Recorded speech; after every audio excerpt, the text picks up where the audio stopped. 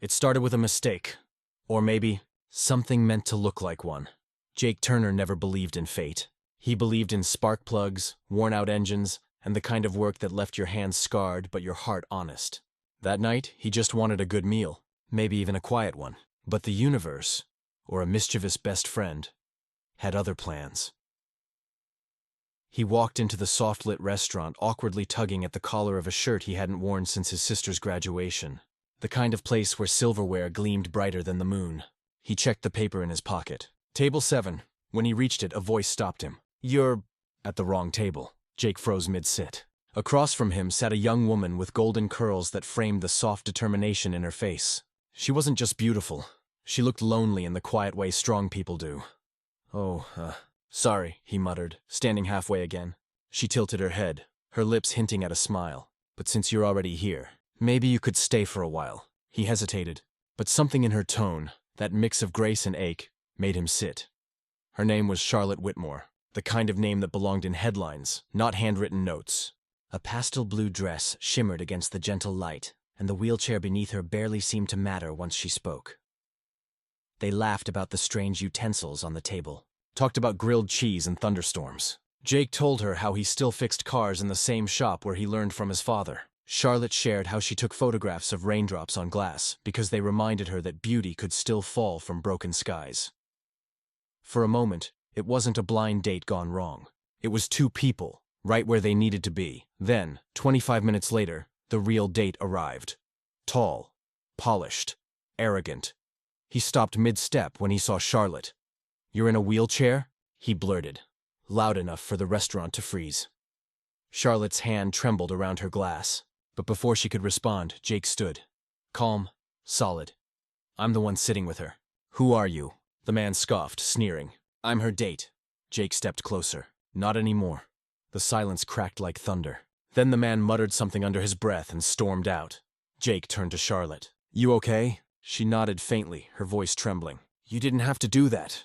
Jake gave a small shrug. "Yeah, I did." He smiled gently. "Want to get out of here?" Charlotte hesitated, then smiled back. "Yes, please." Outside, the city air felt lighter. They wandered down a quiet, tree-lined street.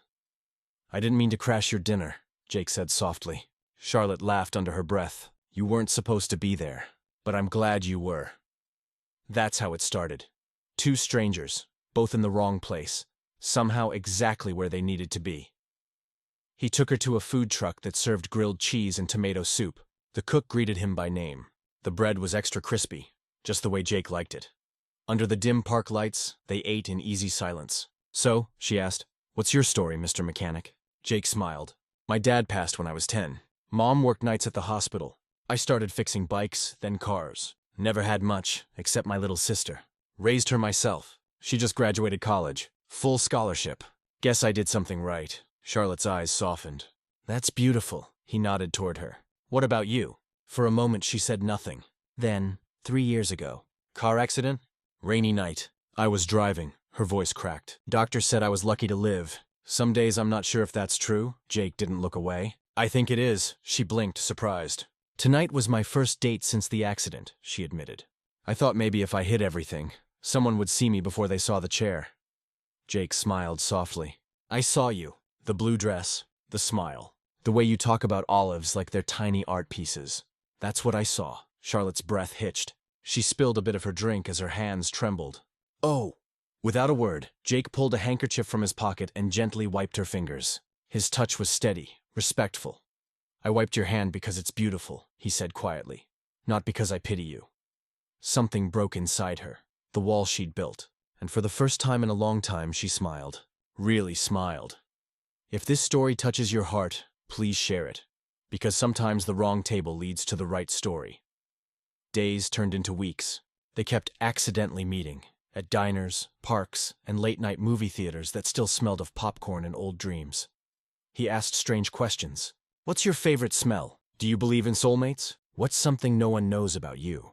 And he listened like every answer was a secret worth guarding. One afternoon, she brought him lunch at the garage. It was raining again. Jake was soaked, changing a tire, singing softly to himself. She watched for a while, then stepped out. "You brought food," he said with a grin. "I may love you," she smirked. "It's just grilled cheese." "Yeah," he said. But it's the gesture that counts. They ate under the tin roof, rain echoing above them. Jake admitted he once dreamed of being an artist. "Why'd you stop?" she asked. He looked down. "Couldn't afford it. Had to help Mom keep the lights on. Guess life had other plans." Charlotte was quiet, then reached into her tote bag. She handed him a sketchbook. On one page, a charcoal drawing of him, kneeling by a car in the rain. "You drew this?" he whispered. "I had to," she said softly. "You looked like yourself." He stared at the drawing, speechless. "No one's ever drawn me before." She blushed. "I just wanted you to see how I see you." That night, she found a folded note slipped into the pages of that same book. Jake's handwriting. It read, "I'd choose your smile over 1,000 steps," she cried. Not from sadness, but from being seen. But love, no matter how pure, is rarely simple. One morning, the world found out. A tabloid headline screamed, "Billionaire's Daughter and the Mechanic." Her father, William Whitmore, summoned her like a judge. "Explain this," he demanded, waving the photo, Jake's hand on the back of her wheelchair. "There's nothing to explain," Charlotte said, steady. "He's someone I care about," her father scoffed. "He's a mechanic, Charlotte. A man who fixes engines, not legacies." "He's more than that," she whispered. "Did he tell you that?" William snapped. "I had him investigated. He's nothing." Her throat tightened. "Then maybe I'd rather have nothing than this kind of everything." She left without looking back. That night, she met Jake at their diner. He saw it in her eyes. The storm she was carrying. "My father found out," she said quietly. He sighed. "Figured as much." She stirred her tea. "Maybe we should lay low." For a while, Jake studied her face. "Did I do something wrong?" "No," she said too fast. "Then what is this really?" Her silence said enough. He exhaled deeply, stood up, and laid a few bills on the table. "I don't need a title, Charlotte. I just need you to still be you." He left. And she didn't stop him. Days passed. Then weeks. She called, texted, begged, no answer. Until one day an envelope appeared in her mailbox, his handwriting again. "I can't walk beside you, Charlotte, but I'll always be behind you. Like a shadow that keeps you standing. This isn't goodbye. Just me keeping you safe." Her world shattered. She screamed, cried, tore through her apartment. Until finally, silence.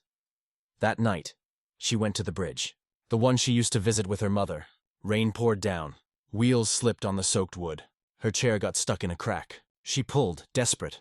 A truck was coming too fast. She screamed. And then, "I'm not ready to lose you again."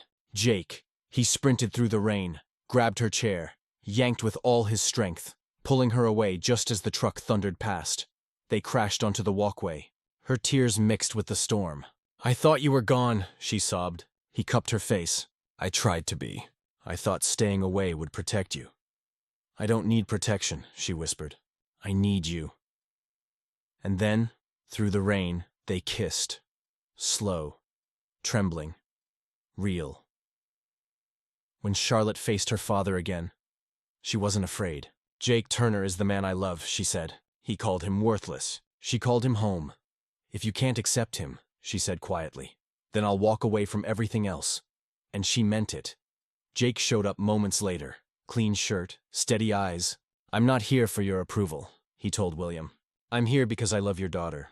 I'll never take a cent from you, but I'll give her everything I have." William said nothing. But when they left, he didn't stop them, and that silence meant more than words. 6 months later, the backyard behind Jake's garage was unrecognizable. Strings of lights, wildflowers, folding chairs, and love. Jake stood at the altar, nervous. And then she appeared.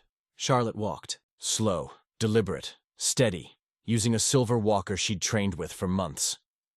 "You walk to me," he whispered through tears. She smiled. "I told you I would." They said their vows, simple, raw, true. Jake promised to hold the pieces of her heart even when they felt broken. Charlotte promised laughter, courage, and love that never looked away. When their lips met, the world cheered, even William Whitmore. Standing quietly at the back, stepped forward, placed a hand on Jake's shoulder and said just one thing. "Take care of her." Jake nodded. "Always." Later that night they drove to the beach. The stars shimmered above the waves. Charlotte stepped barefoot onto the sand, her first time standing unaided since the accident. She gasped. "It's real," Jake smiled. "You're standing on your own, Charlotte." They walked, slow, imperfect, but together. "This," she whispered, looking at the ocean, is better than any ballroom. Jake squeezed her hand. One step at a time. I've got you. And under that endless sky, with salt in their breath and love in their bones, they knew.